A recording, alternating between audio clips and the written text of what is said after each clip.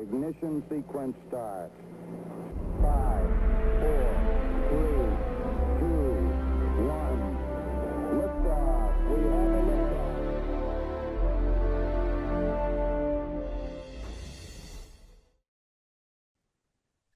Good morning, ladies and gentlemen, and welcome to the Schriever Spacepower series.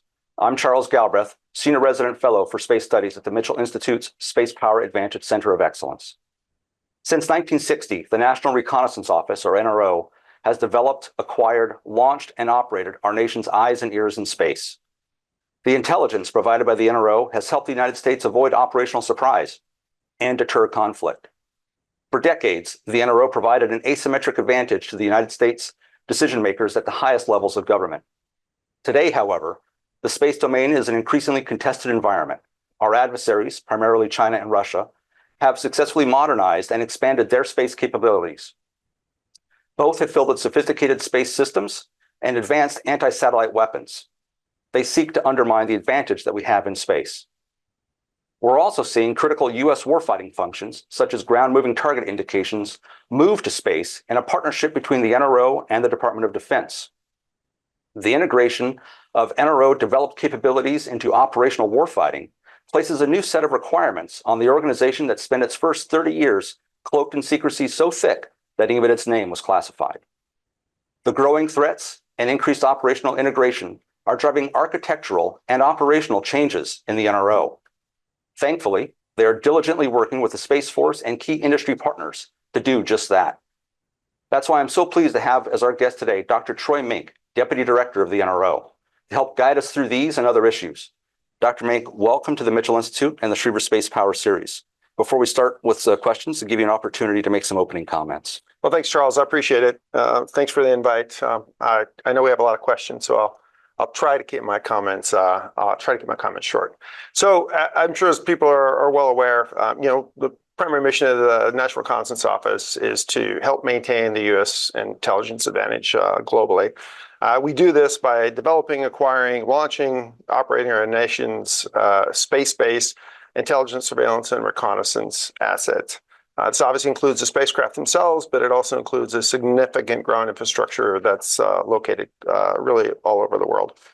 NRO has a broad set of customers, obviously warfighters. We'll probably talk a lot about that today, who really need that real-time, rapid data. And although our role there is expanding somewhat, it's not the first. We've been doing this extensively, really since the first Gulf War, when we started to get more and more focus on direct support to warfighter and operations. Obviously, policymakers, both at the strategic level on down, a lot going on in the world, so making sure that the U.S. has the intelligence advantage there is critically important. First responders, and obviously allied partners. We support a lot to help them keep their people safe as well. As you alluded to, though, today our mission is becoming more challenging and more important than ever. And it's being driven by a host of forces, including technology advancements that we need to keep up with the rapid pace of innovation, the evolving threat of our adversaries, and to be honest, the growing stakeholder demands, the growing user demands. These forces are coming together to create really a generational change in how we understand, how we deploy new technologies, how we innovate, how we collaborate with other government agencies, as well as how we do recruiting and talent management within the NRO. And I'm going to touch briefly on these this morning. So when it comes to deploying new technology, the NRO has been at the leading edge really for years. As the technology and tools advance, we've had to do so as well. As many of you heard me say probably in the past, probably one of the biggest changes that we've been incorporating is really the rapid advancement in digital electronics that's been fueled by the commercial industry. This is probably the biggest driver in what we're able to do in space and on the ground, and we've really been focused on it. The big challenge, of course, is how do you take digital electronics design for your laptop and move that into space and have it be reliable and survivable in that environment. So that's a big focus from a technology perspective. New manufacturing processes have made a huge impact, not only in what we can build, but the cost of building it and maintaining it. And obviously, and I'll talk more as we start expanding our architectures and bringing down more data, how you manage that data, the data analytics side of the house, processing, and really across the entire TCPED, the tasking, collection, processing, dissemination. That's obviously been a huge area of technology investment. obviously not just the NRO, but really across the commercial sector as well. And we employ these technologies to innovate in many areas. I'd love to talk about all of them, but I'm really just going to touch on some of the stuff we're doing with our new proliferated architectures, which obviously has gotten a bit of press really across the world as we've shifted to some of these architectures, but also on what we're doing from a data management perspective. First off, every time I talk about proliferated architectures, there is no one size fits all, right? All the architectures, all the problems that we need to address don't necessarily lend themselves to proliferated architectures. So we really have to be selective in how and what approach that we're going to use to delivering capability. But as you know, the NRO is building, and we are expanding the constellation we have, really probably to the largest constellation really in history. In fact, we were preparing a wrap up, which has been a pretty dynamic 18 months or so, with over 12 launches, not all of them from a proliferation perspective, but many of them, putting more than 100 payloads on orbit, just again in the last 18 months. And for the NRO, we've been pushing this. It's been pushed a lot of areas. A lot of discussion about future architectures. But I think what's important now is that this is no longer aspirational. We are launching operational systems. Although we launched demo systems over the last few years to make sure we understood what we were doing, it's really the operational systems that we're launching today, which is important, and we're going to be more and more reliant upon. Again, we're evolving from dozens to hundreds of satellites, and really this is to make the collection capability more responsive, timely, while increasing our resiliency, all of them being very important. As you can imagine, the growth in the satellite capabilities has come with increasing volume of data, tighter timelines. It's not just the data, but it's the timelines that we process and deliver and fuse that data, because that's what the customers are demanding, and we have to solve that problem. So again, this increasing data volume presents us with tremendous opportunities, but it also presents us with a host of challenges. Challenges having to do with fusing really large numbers of distinct observations, trying to pull out patterns, and really tying it all together. Now, what's good is this is not, the NRO is not starting from scratch here. To be honest, really, in the last 60 years of our existence, we've been dealing with a rapidly growing data volumes that we have to process and support dissemination on. To be honest, in some ways, it's a little bit easier now. We have a lot of the technology we were using was kind of very exquisite, specific technology. Now we can leverage the commercial industry much more than we ever could in the past. Really, it's the new tools that are available to us, and it's kind of the standard things people talk about, the various AI techniques, but also the advanced computing environments, cloud, and also some of the hybrid architectures that we have to employ, really to go into automation. In the end, a lot of across the entire TC-bid process, it's how do we use automation to simplify the workload for humans so that this data can be disseminated and delivered more quickly. I mean, what it really comes down to is fusing multiple sources of unstructured, structured data and sharing it more quickly to give the customers what they need, and with greater accuracy. I mean, that's a big part of it. It's not good enough to just be fast. We have to make sure the data is accurate, and a lot of that has to do with fusing multiple phenomenologies together. And it's never been more important, really, almost since the beginning of the NRO than it is important today. As you mentioned, China and Russia continue to challenge our nation's space advantage. Each has developed and deployed counter space capabilities that are designed to place U.S. satellites and ground capabilities at risk. This includes on-orbit weapon systems, but also ground-based weapon systems, cyber, other things, which, to be honest, in many cases are more of a challenge. And it's obviously very concerning that the Russians may be considering incorporation of nuclear weapons into their basically counter space systems. At the same time, China is looking to deny our ability to operate in the space, creating a heightened threat environment. They are also building proliferated architectures of their own, and they have obviously a lot of resources and a lot of talent to do that.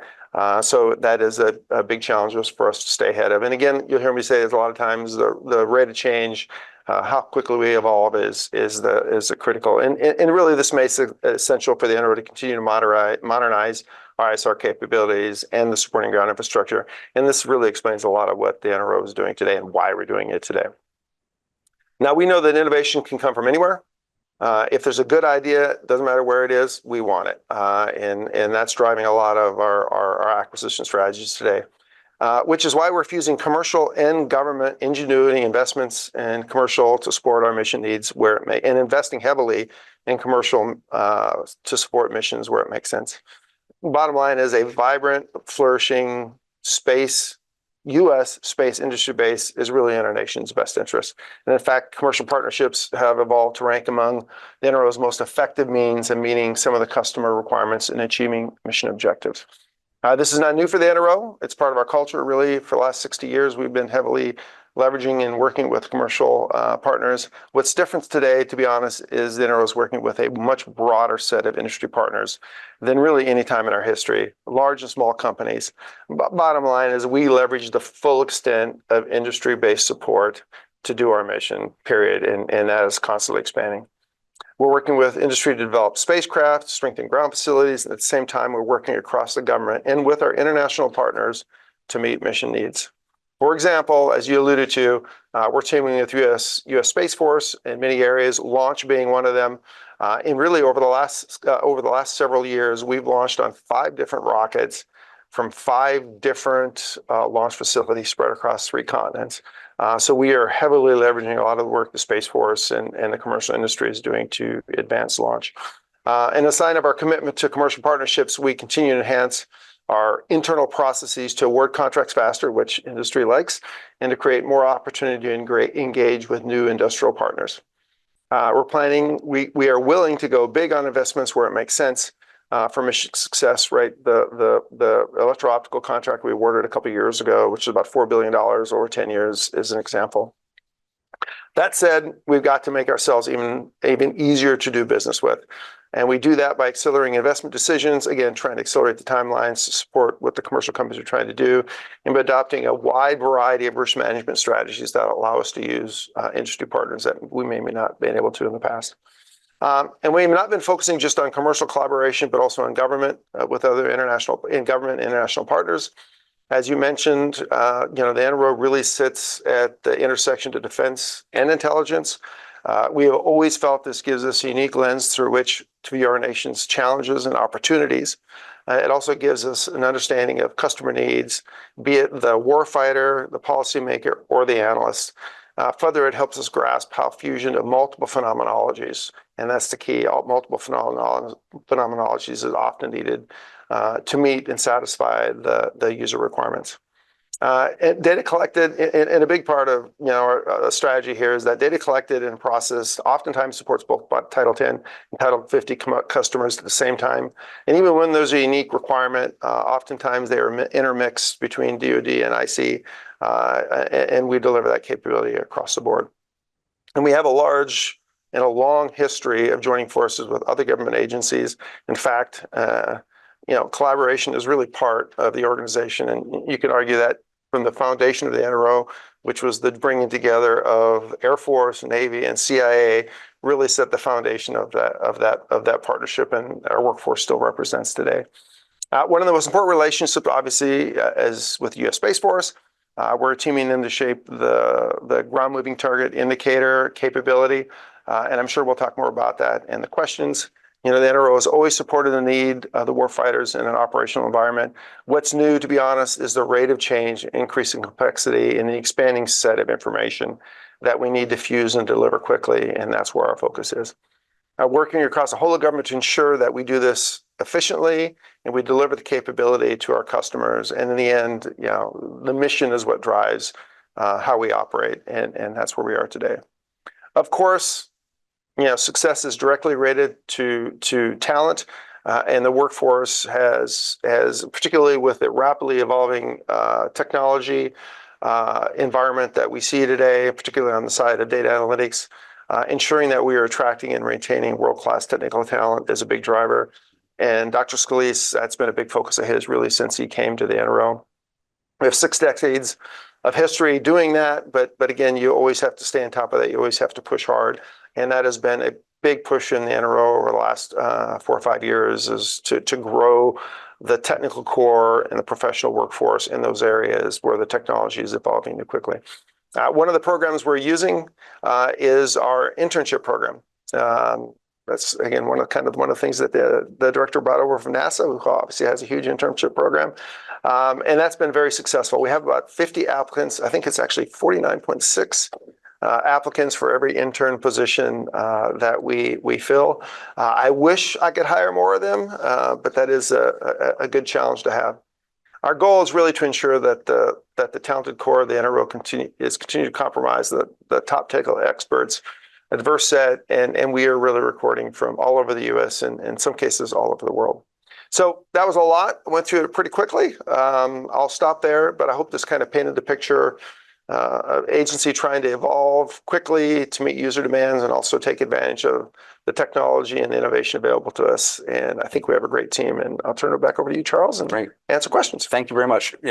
Listening to you describe all of those challenges and opportunities, it struck me that as our space capabilities mature, that increases the people that want to use it, that user base, but also increases the number of people that can provide it, and also the threats against it. So it is a more complicated and complex time that we're living in. So I touched on this a bit in my comments, and you did as well. The number of threats is growing, and there are hotspots around the world, and certainly threats in space.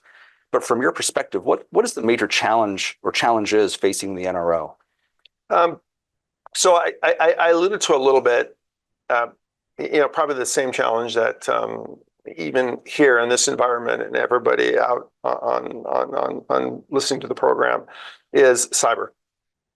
I'll be honest, probably one of the largest growths and expenses within the NRO, percentage-wise, has been in the cyber arena.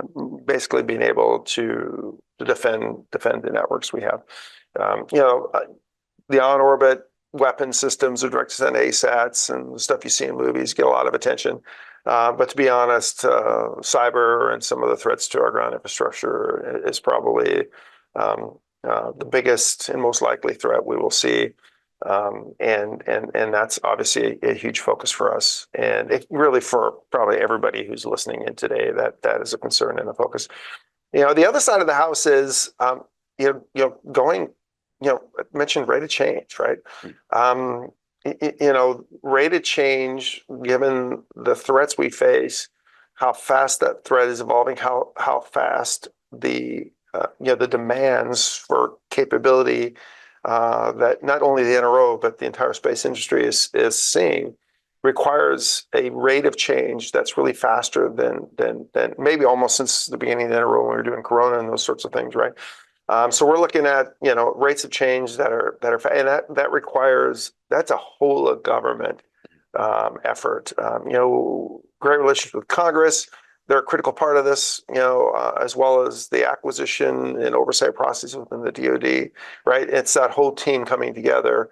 And that, to be honest, that's where we spend a lot of our time. It's just working across all the people that are involved in how we do acquisition, how we deliver capability to constantly push on driving delivery of new capability. Because, one of the things I love to talk about is sometimes, when I go down and we talk about 1 year may be different the next year. And it's not because we were necessarily wrong when we were talking about it. It's just the environment is changing that fast that the approaches or what we were doing the year before may not be the right approach the year after that. So that's probably the area that I spend most of the time on, is just trying to manage everything that comes into increasing the rate of change of how we deliver capability. Yeah. So the process is that, from the Space Force side, and it sounds like on the IC side as well, the processes that we had in place were not necessarily geared towards the rate of change that we can now experience in a truly digital age.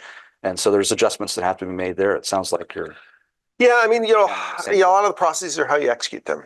Okay. Right. Fair. I mean, that's it's more how you're using the processes to execute than it is about the processes themselves, to be quite honest. And I think the good news is from Congress all the way down, there was an understanding of the threat and the fact that we do need to be much more dynamic than we've been in the past. And I think that's given us a lot of flexibility. I know the Space Force is doing the same thing as well, right? Again, not just in space, but across the board, right? Yeah. So last year, across the board from a national security perspective, right? Yeah, absolutely. So last year it was announced that the NRO was leading the effort to develop and acquire the new system for ground moving target indications, or GMTI. You talked about this as well. Earlier this year, Frank Cavelli, the Assistant Secretary of the Air Force for Space Acquisition and Integration, certified the baseline for GMTI, which now allows it to move into its formal development process. Can you tell us a little bit about this news and what it means to the NRO and the acquisition process, and why the NRO as an acquisition agency was the right strategy for the Space Force? So, we could have a long discussion on that topic, and there was this really a multi-year look at what the best approach was to do this, and we work closely with the Pentagon, as we have been doing for years. And I think what sometimes we miss is the fact that a third of the NRO workforce is essentially DOD, most of them being Space Force, Air Force. So we are a joint team, both in the organization itself and then obviously how we work with the Space Force. We have a very close relationship just because of our workforce, as well as we both operate in the space environment. So there was a fairly significant look at what the best way to meet the user requirements for, and we've been again supporting, really looking at that operational support, looking for moving targets really almost since the first Gulf War. I had a different role back then, but still very important back then as it is today.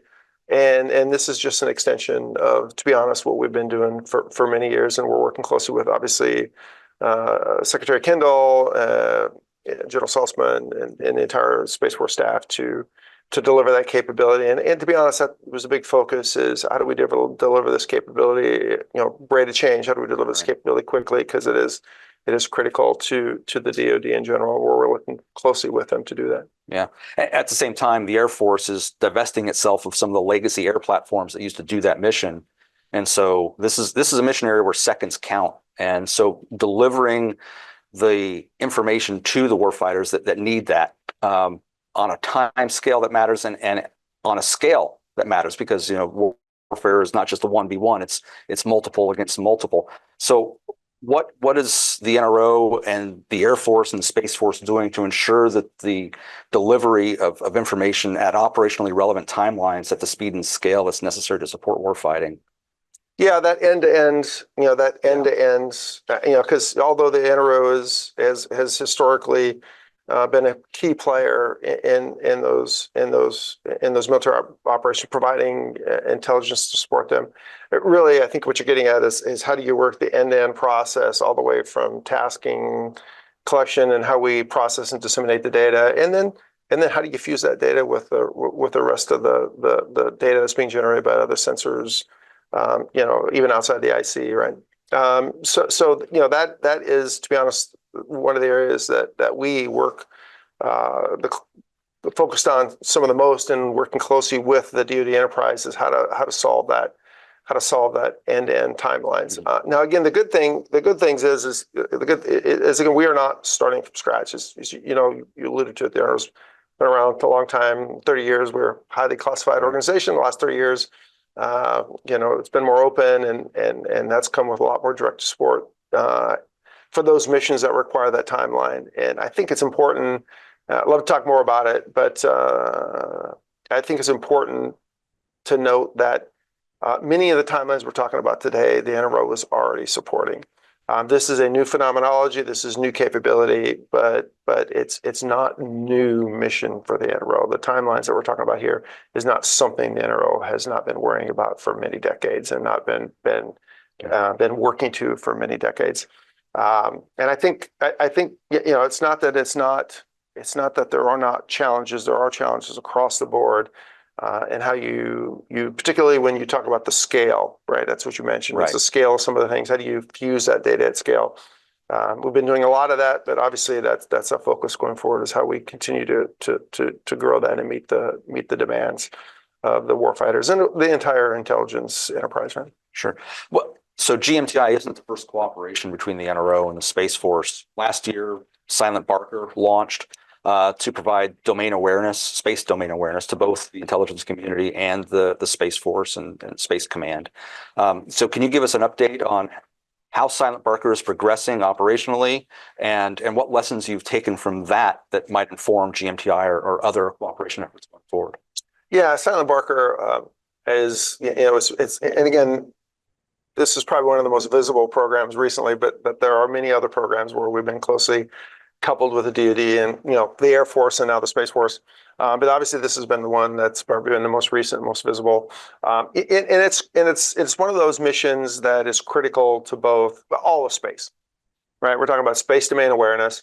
One of the ways I put it is that you have no hope of having a resilient architecture unless you know what's going on around you, right? It wouldn't matter what domain you're in, right? You need to understand what's going on around you. And that is important to the Space Force, that's important to the NRO, it's important to everybody who operates in the space environment.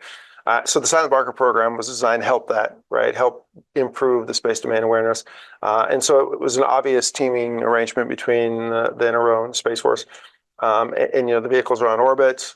It's going to be a critical capability with additional capability coming in the future, and so it's been a great partnership. To be honest, we talk about lessons learned. It's not necessarily a Space Force NRO lessons learned, but it is the normal. You're integrating a new capability into a very large enterprise. How does that data flow to everybody who needs it on timelines? Right. Not necessarily a Space Force NRO partnership lesson learned. It's just it's one of those things as you field new capability. How do you incorporate that into a very large and diverse ground infrastructure? That's probably been some of the biggest lessons learned there. And it's going well.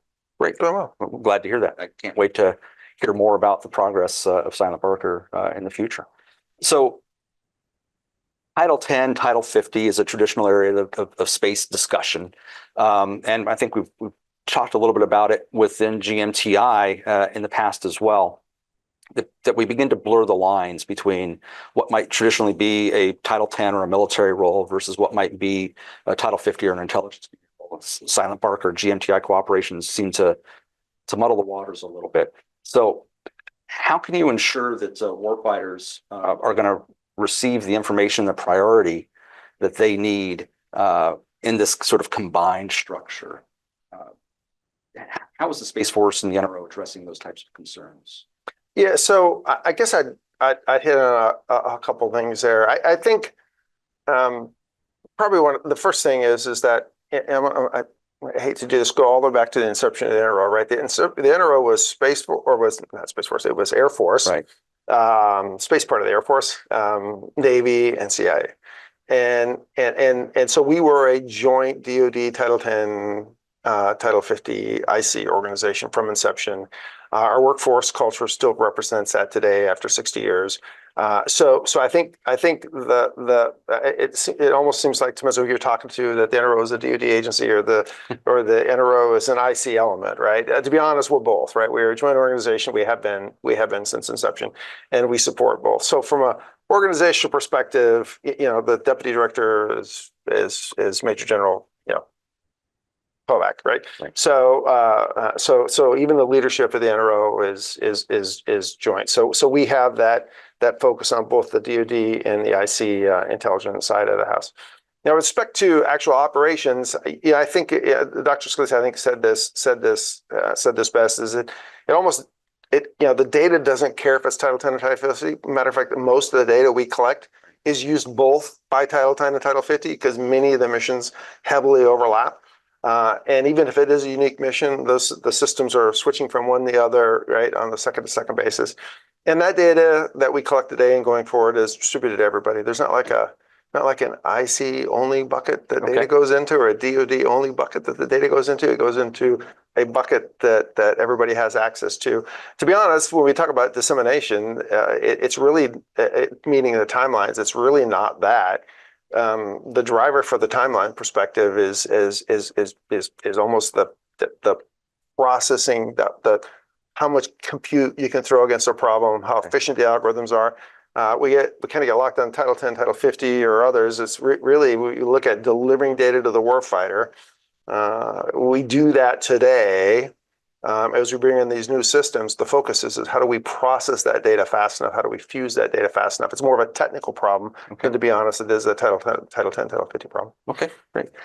So and the good news is there is a lot of work in the commercial world from a compute and a lot of the advanced data analytics that are specifically designed to handle those kinds of data volumes, and it's moving that technology into the space world is a big focus. Right? Okay. So pulling on that commercial thread a little bit, for reference, Dr. Plum champions efforts in the DOD to restructure the classification guidance for space systems and to help lower the classification levels and increase the amount of sharing of information to increase partnerships and collaborations, some with commercial, some with international. Have there been similar efforts within the NRO or the IC to lower or decrease security barriers? Yeah, I mean, that's been a big focus of, that's been a big focus back to, all the way up to Secretary Plum, as well as at the DNI, ODNI level, to lower classification to the appropriate, not to compromise sources and methods, right. but default to the lowest level possible to enable dissemination, whether that's on the government systems and obviously on the commercial systems. That's even easier.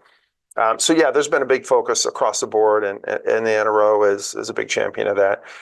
In the end, our mission is to maintain that, help the U.S. maintain that intelligence advantage, and a big part of that is not just the collection, but it's how you disseminate that data, and the goal is always to disseminate the data to the users as quickly as possible, and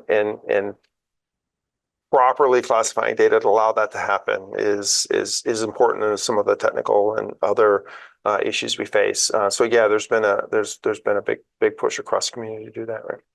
Thank you. So we've both talked about the growing threat, and both the Space Force and the NRO appear to be pursuing proliferation as a way to increase the resilience of the overall architecture. I think it's interesting that one of those efforts for proliferation has involved a partnership between the NRO and SpaceX. In fact, last month, SpaceX launched the third set or batch of satellites as part of a proliferated constellation. Can you talk to us a little bit about that relationship between the NRO and SpaceX and how that's evolving? So I guess what I'd say is, the NRO uses, as I mentioned in my comments, NRO uses all of the launch providers, and obviously we partner with the Space Force heavily on that. Matter of fact, as we go into NSSL Phase 3, Lane 1, Lane 2, we expect to be one of the first users of NSSL Phase 3. And so SpaceX is one of the many launch providers I mentioned. We've launched on, over the last couple of years, we've launched on 10 or 5 different rockets. Delta IV, we flew out the last 2 Delta IV Heavies, which has always been a very great rocket for us. ULA rocket, the Atlas rocket's been a great rocket for us. So the Falcon, as you mentioned, with SpaceX, that's been a great rocket for us. Electron, Minotaur. So we use every launch capability. It works closely with the Space Force that's available to us. And now we're looking at the Vulcan as the Vulcan goes through certification. That they're part of the NSSL Phase 2. We're looking forward to utilizing that capability as well. And then as you go into Phase 3, the different providers that will be available to us. So we have and we focus on relationship and utilizing the entire launch infrastructure that's available to us, and it's been great. I mean, I'll be honest. A lot of the discussion I talked about with respect to technology and other things that have allowed innovation. A big part of what's enabled that is a decreasing launch costs. And that's due to the across all the different launch providers pushing to drive launch costs down, whether ULA or SpaceX or Rocket Lab or others, right? Looking to drive those launch costs down has been a big enabler in what we've been able to do. I'll be honest, 10 years ago, a lot of discussion, when we first started talking about proliferated architecture is, why didn't you do this earlier? Well, launch costs were high. Right. So the cost of entry was pretty high, which has come way down. And the digital electronics has allowed us to build capability in a much smaller package, and the combination of those two is really what's enabled. So yeah, I mean, SpaceX is one of our launch providers, but we use them all, right? Yeah. We use them all. Well, and having the diversification improves launch resilience as well. Yeah, and helps drive costs. It's win-win. Yeah, it's being able to launch from multiple locations on multiple classes of rockets.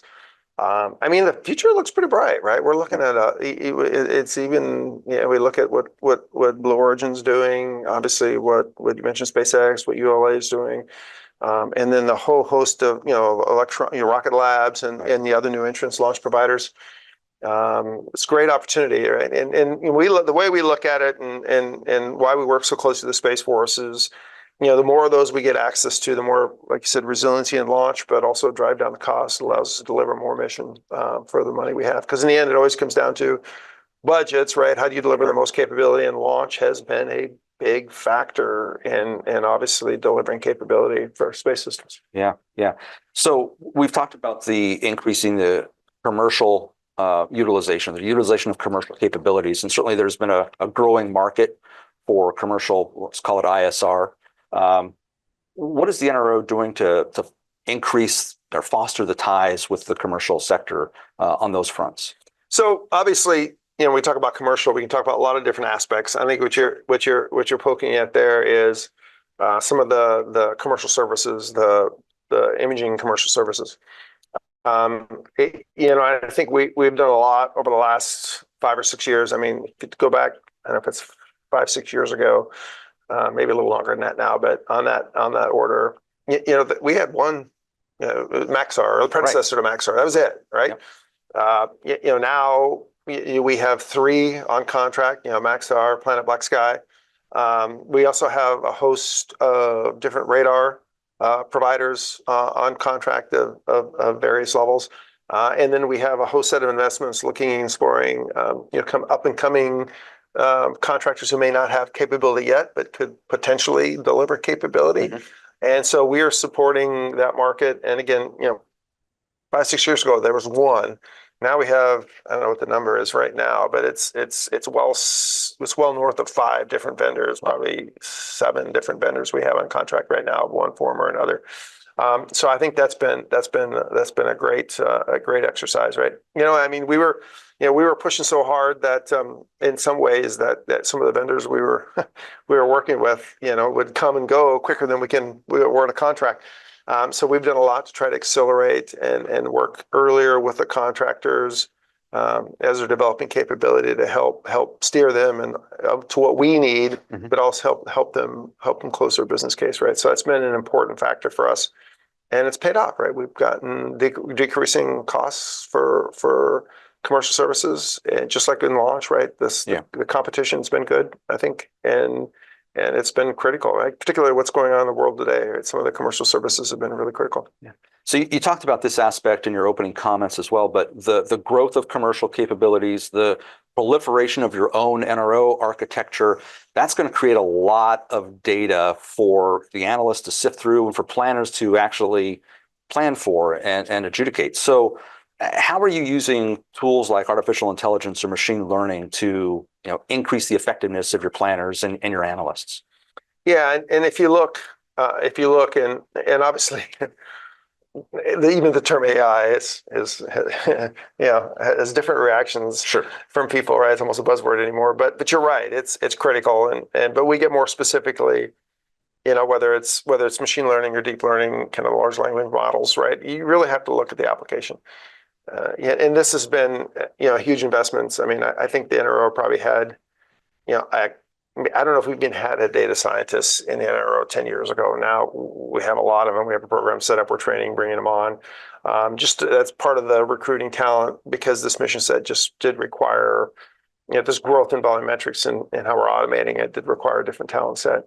But the bottom line is if you look at the entire TCPED, the tasking, collection, processing, and then support to dissemination, you really need to look at different flavors of that spectrum, of AI spectrum, right? Some places, traditional automation, some places machine learning. Some places you want to go all the way to the large language model, some of the deep learning stuff to do some of the automation, right? And you really have to be selective across the board. And so that is a big driver. Now, again, fortunately, we've been doing automation of detections and dissemination of data for support to dissemination for decades. The new tools, to be honest, in some ways make it a little bit easier than it has been. You think about it, 15 years ago, none of this. Yeah. I remember in college, neural nets were something that, we thought were just around the corner. And I was in college a long time ago. That were just around the corner, but they weren't, right? The compute power just didn't exist. Now the compute power exists. Obviously, there's a lot of utilization of these different techniques in the commercial world. And a big part of us is now we don't have to develop them from scratch. In many cases, we're just adapting them to our environment. To some degree, that makes it a little bit easier than it has been in the past, right? Great. Leveraging commercial, not just on the commercial services, but leveraging what's going on in the commercial world from the digital side as well as from the data analytics side of the house. Has allowed us to do a lot of things that we couldn't do 10 years ago, for sure. Wow, that's great. We've talked a lot about technologies and capabilities, but at the end of the day, and even in your opening comments, it's the people that really make the organization succeed. And talent management is critical. You mentioned the importance of cyber. So can you tell us a little bit about the NRO's talent management strategy to make sure that you recruit the right talent, cultivate it, and then retain it? Yeah. Yes, it's actually been, like I mentioned, it's been a big focus. I mentioned the internship program. That's been great. Matter of fact, it's been, I've been amazed at how effective that has been at getting talent.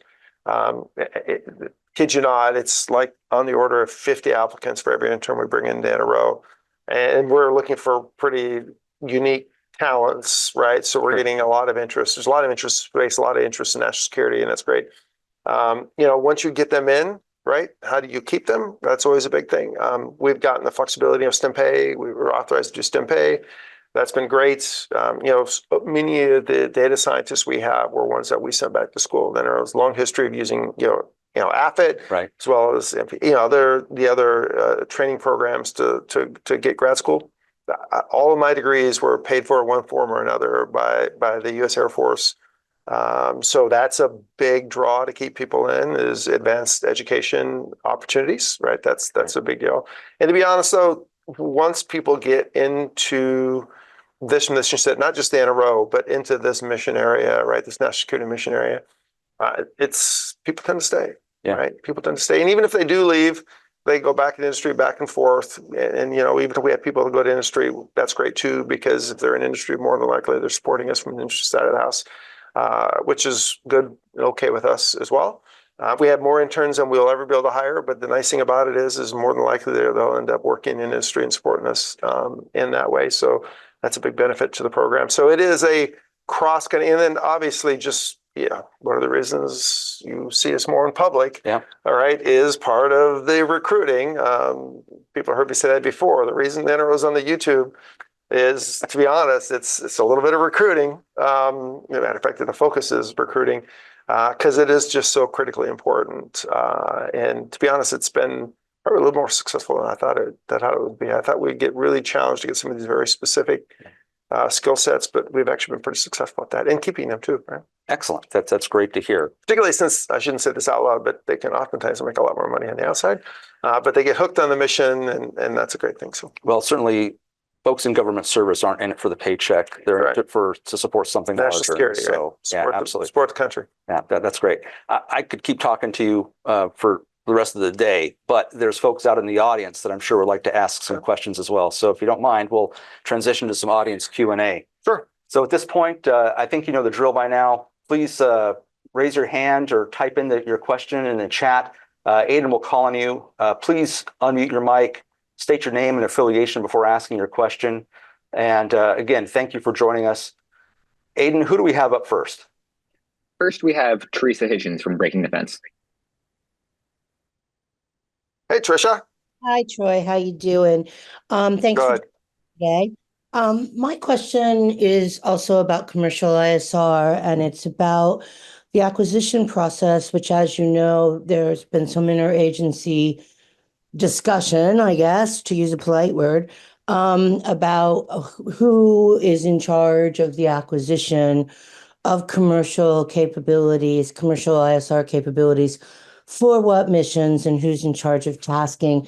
And can you tell me where that discussion debate is at this point? Can you update us on whether or not there have been some, I guess, lanes marked out at this point? Because you're seeing some agitation in the commercial industry.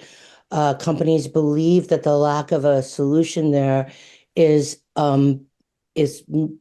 restricting the market, I guess.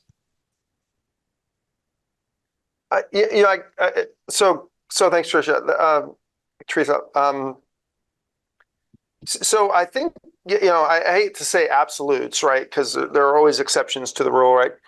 But in general, the NRO is responsible for procuring pixels, right? So this is why we have the big contracts with all the commercial providers to procure pixels. I think and then NGA, really looking at procuring analytics. Now, sometimes that does get blurred. There's no question about it, but that's fine. It should be, because in many cases we're looking to different contractors. Some of the same contractors who do pixels do analytics. So we work closely with NGA, which is again the functional manager pursuant for the nation. So we work close with them on that. But we do the pixels, they do the analytics. Now, what you're hearing is there are other people within the government, obviously even outside of the national securities that work with the commercial vendors for analytics and other things. And again, I think that's all goodness. So I think there's always going to be a gray area there. I don't know that that's bad in of itself. So I think it's pretty clear for the most part. The NRO's been asked both by the DOD and the IC to procure pixels. Now, with respect to tasking, again, as the functional manager, NGA in the end is responsible for managing tasking coming in from across the DOD and the IC. I'll leave that to Admiral Whitworth or Tanya Wilkerson to talk about more. But we look to them for the tasking part of the architecture.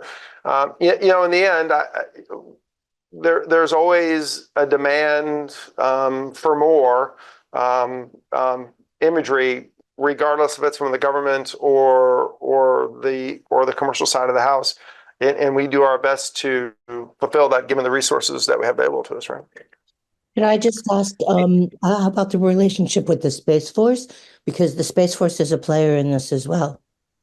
Yep. The DOD in general, Space Force, particularly on some of the analytics side of the house. And again, there's never an absolute. NRO was never going to procure every pixel in existence for the entire nation. But there, again, there's always exceptions. But for the most part, we see that as our role to procure the pixels and then help distribute them as quickly as we can. Great. Thank you. Thank you. All right, Aiden, what's up next? Next, we have Ava Dow with the Washington Post. Go ahead, Ava. Hi, thanks for doing this talk.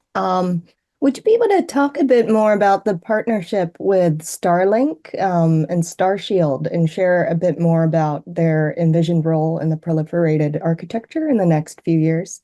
Thank you. So the NRO, we don't really have a direct role with Starlink. So I think that the DOD has, I think there's actually the Space for the Air Force has a contract to provide commercial comm services like they do with the rest of the commercial comm services. But the NRO itself does not procure anything direct Starlink. We don't use commercial Starlink services other than maybe in some test environments. But we don't have any direct procurement of Starlink services.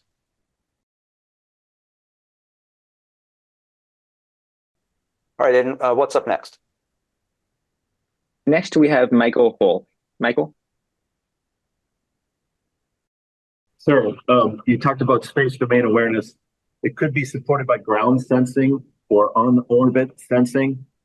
Could you compare and contrast the value of ground sensing and on-orbit sensing for space domain awareness?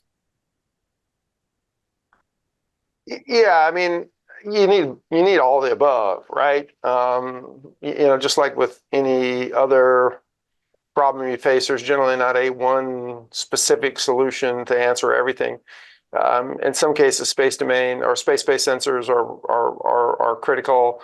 In other cases, ground-based sensors and different phenomenologies of ground-based sensors are the best answer, right? To be honest, it's fusing all that data together, both stuff that's coming from the commercial world as well as from government systems is critical. But yeah, you're right. It's all of the above. Space is huge. I think sometimes we forget how huge space is. The volumetrics are staggering, right? In trying to understand what's going on, which you really need to do to have any sort of ability to operate with resilience. You have to understand what's going on in the environment, and it requires all those sensors to do it, ground and space-based, and again, different phenomenologies of ground and space-based. Right, and then not just collecting that information, but then making sense of that data, fusing it together. Fusing it and disseminating it rapidly is a big driver. Yeah. Across the board, right? Not just in the support to operation mission, but in the to the support to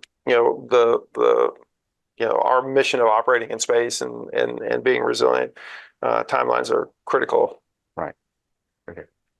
Aiden, who do we have up next? We have a written in question from Shishu Gupta. She asks, Dr. Meink spoke about digital electronics as a driver for the pace of change in our capabilities in space. In light of recent solar storms, can you speak to how resilient these electronics are to radiation and what the NRO is doing to deal with that challenge? Yeah, so as I mentioned in my comments, right, the thing that's unique to space is transferring that digital electronics to the space environment. And there's a whole host of different things we have to use to ensure that the solar storms, depending on what orbit you're in, matters, right? Different orbits have different exposures, just in normal as well as when we are having heightened solar activity. It varies across those, and there's different physics involved in how that radiation may affect the digital hardware. So you really have to look at every piece of digital equipment and do testing to make sure you understand the vulnerabilities and what the effect is going to be. I think this 1 or 0 thing where if it's affected we can't use it, that's not really true. Really, most times what we're looking for is a damaging radiation, or is it just something that will upset the electronics? So there's a whole host of things we have to do. I mean, with the same thing in the commercial world, they do the same thing. But you really have to look at all the digital hardware, and to be honest, that's what's unique to space, is how you migrate a lot of these commercial products, digital and otherwise, from the ground to space. Even solar arrays behave differently in space than they do on the ground. So you have to look at all the components. Yeah, and certainly as we're approaching Solar Max in 2025, this is probably going to come up more often. But protecting the electronics of our on-orbit systems from solar radiation, and in the extreme case, an irresponsible and reckless act by potentially Russia with a nuclear device that could, inject a lot more radiation into a particular orbital regime. It just highlights the importance of building in some level of resilience or redundancy, but also as you build your architecture, it's not a one-size-fits-all, right? For your exquisite systems, I would imagine you'd have more backups, more redundancy, but for your proliferated, maybe lower cost systems, maybe not as much. Is that fair? Yeah, that's fair. It's really one size fits all. That's my favorite statement, right? There isn't a one size fits all. People really get themselves in trouble when they head down that path. Right. Because you're 100% right, is depending on your entire risk management strategy to what you're going to deliver, you manage that differently. And so, yeah, on the proliferated architecture, you have a lot more flexibility. Even where those architectures fly, it's different. And then obviously, if you're building a smaller subset of systems, you take a different risk management approach, and there are additional things you do to harden them and other things and just the radiation environment. And obviously, I know it's a pretty obvious statement, but nuclear weapon detonation, no matter where it is a bad thing. And obviously generates, and that's one of the reasons why everybody's so concerned, right, about that potential. Absolutely. Okay, Aiden, I think we have time for a couple more questions. What's next? We have a written-in question from Harry James. He asks, you mentioned NRO had recently used as many as 10 different rocket types for launches. What are some of the programmatic or operational advantages to using smaller rockets compared to relying exclusively on larger rockets that might have lower cost to orbit? So I said five rockets, 5 different classes of rockets. But the question, it's still, a great question. What it comes down to is you're right. If you actually look at pound per orbit, the larger rockets are cheaper. Now, that's not always the driver. If we're trying to launch one satellite, a small satellite, to a very particular orbit, right? It's a lot more cost effective to buy that one satellite, a smaller rocket, than it is to buy a large rocket and only use a fraction of that rocket. So you really have to look at that. In some cases, when you're launching, proliferated architectures, a lot of the satellites are going essentially to the same orbit, so you can take advantage of the larger rockets, even if it's a smaller satellite. In some cases, particularly if you're doing demos, if you're launching to unique orbits, and you see this a lot in the commercial world as well, when they're doing demonstrations or they want to launch to a unique orbit, they want to choose their launch time, they want to choose the orbit they're going to, then that's where the smaller rockets really are very beneficial, and we've taken advantage of that. Electron, obviously Rocket Lab Electron is one of those we've used. Minotaur, not really commercial, but it's a smaller rocket. And then we did some, obviously with Virgin out of the UK, didn't go well. But yeah, in general, that's kind of how we look at it. It really depends on what you're trying to do. And sometimes that overrides just the pure pound cost per orbit equation. It's like if you own a personal car, that's great for picking up groceries or going to work. But if you need to lift something heavy across the state, you're going to need a truck. It just depends on what your mission requirement is, right? That's right. If you need a whole truck, you want a truck. If you just need a pickup, you use a pickup. That's right. You're right. That's good. I might use that.